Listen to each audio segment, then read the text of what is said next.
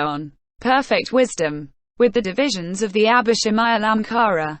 Translated by EdwardConze 1904–1979. University of California Press, Berkeley, Los Angeles, London.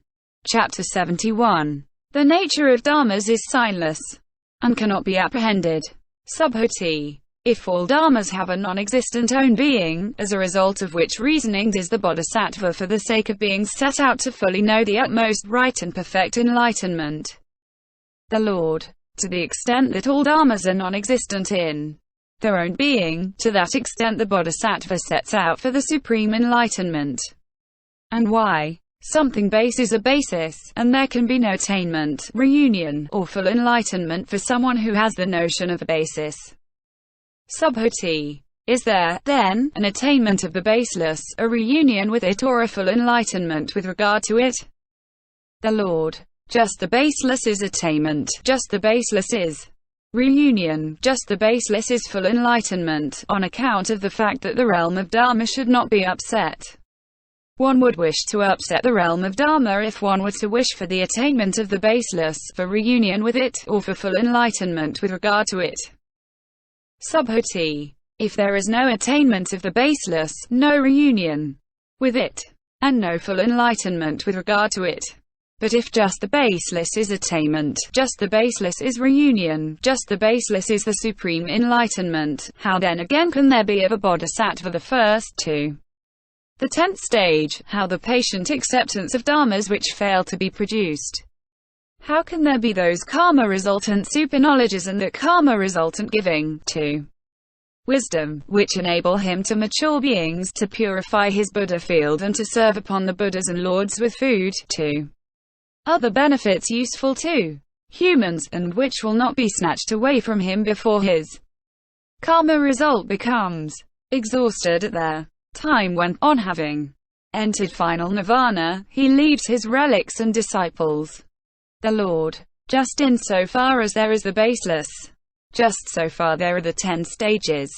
The karma-resultant 5 superknowledges. The karma-resultant perfections, as well as the karma-resultant wholesome roots by which he works the wheel of beings until, on having entered final nirvana, he becomes an object of worship. Subhuti. What is the distinction, what the difference between the baseless on the one side, and the perfections and superknowledges on the other? The Lord. There is no difference between them. But with regard to the unstained perfections and superknowledges a difference has been laid down. Subhuti. What is that difference? The Lord.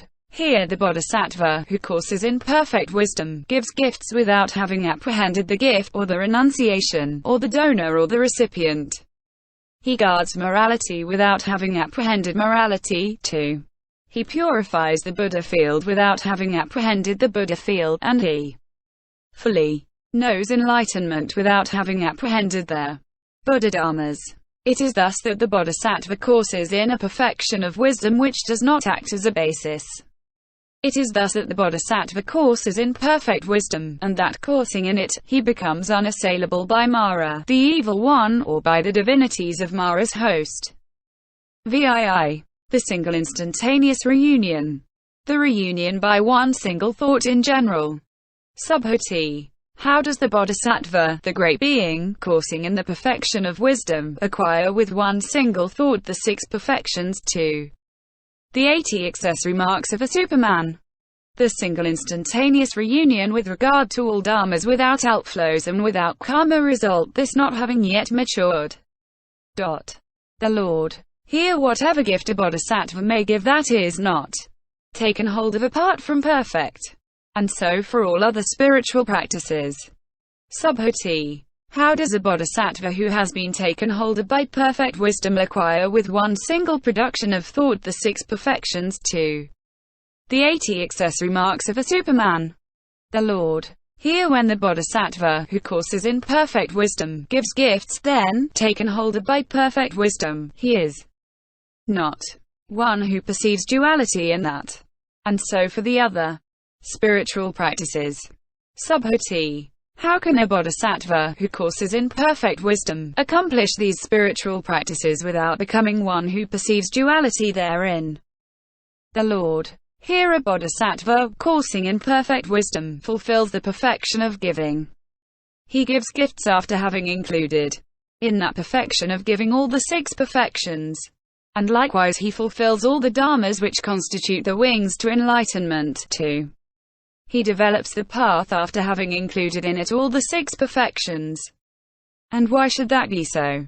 At the time when the bodhisattva, coursing in perfect wisdom, gives a gift, he does so having stood in a thought without outflows, and he does not review a sign, i.e., him who gives, him to whom he gives, what he gives, who am I that gives.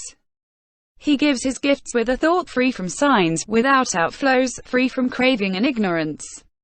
He does not review that thought, nor that gift, and so on up to all the Buddha dharmas.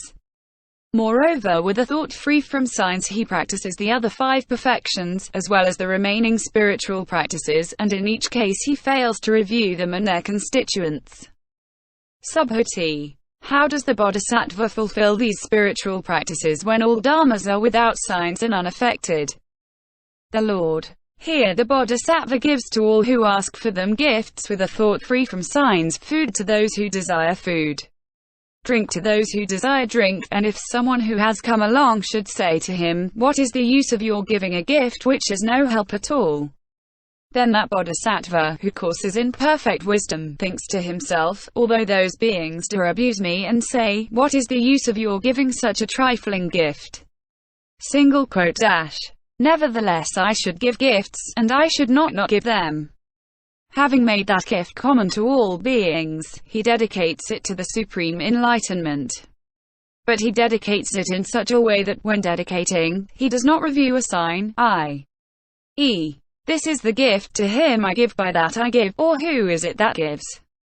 or "I do dedicate, to what do I dedicate, wherewith do I dedicate, who is it that dedicates?"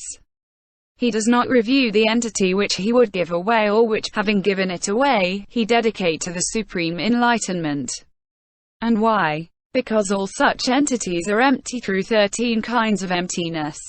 And when he thus considers where to he will dedicate, what he will dedicate and whereby he will dedicate, then his dedication will be actually effective. Furthermore, he matures beings and acquires a Buddha field. He fulfills the perfection of giving, too. The 18 special Buddha dharmas. And from the very beginning he fulfills the perfection of giving without seizing on its reward. Just as the Parinirmita Vasavat gods satisfy all their needs by mind alone, so does the bodhisattva. Through that gift he serves upon the Buddhas and Lords, he gladdens the world with its gods, men and asuras, and establishes those beings in the triple